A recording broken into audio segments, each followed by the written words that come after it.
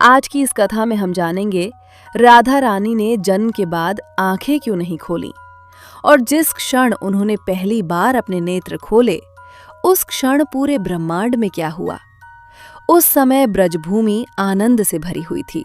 यमुना शांत बह रही थी, गौएं प्रसन्न थीं, वृक्षों पर असमय फूल खिल रहे थे।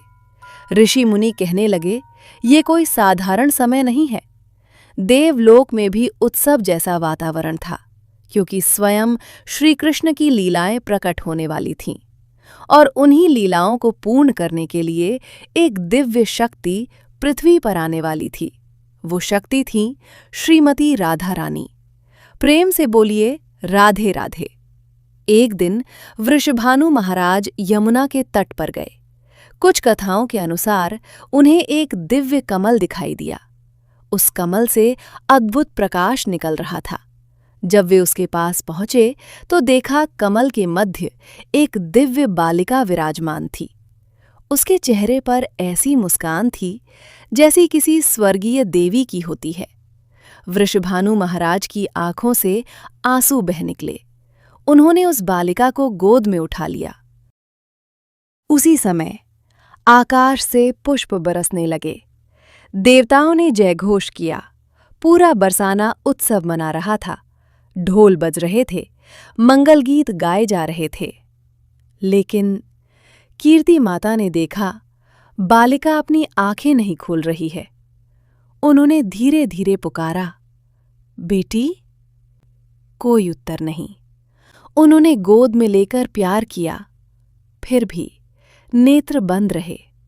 गांव के वैद्य आए। उन्होंने कहा, शरीर बिल्कुल स्वस्थ है। ऋषियों ने ध्यान लगाया। उन्होंने अनुभव किया, ये कोई रोग नहीं, ये दिव्य रहस्य है। देवलोक में चर्चा होने लगी। इंद्र बोले, ऐसा पहले कभी नहीं हुआ। ब्रह्मा जी मुस्कुराए।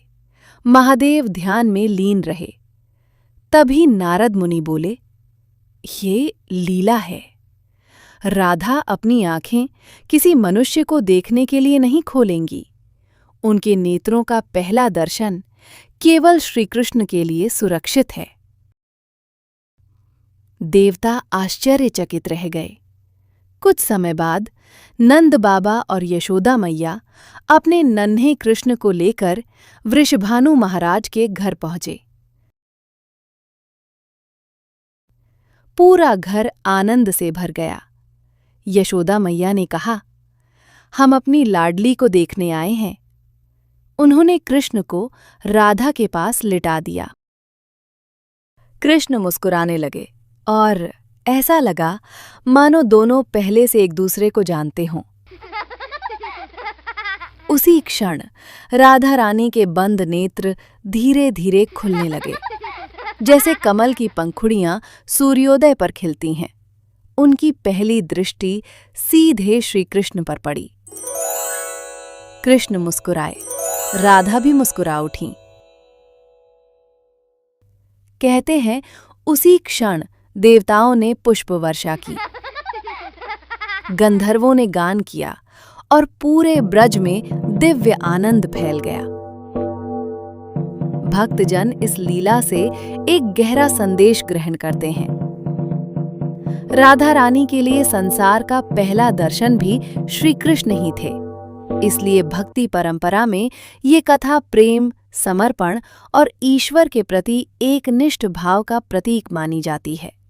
यही कारण है कि भक्त कहते हैं, जहाँ राधा है वहीं कृष्ण है और जहाँ कृष्ण है वहाँ राधा अवश्य है। यदि ये कथा आपके हृदय को स्पर्श करे तो अंत में प्रेम से बोलिए राधे राधे।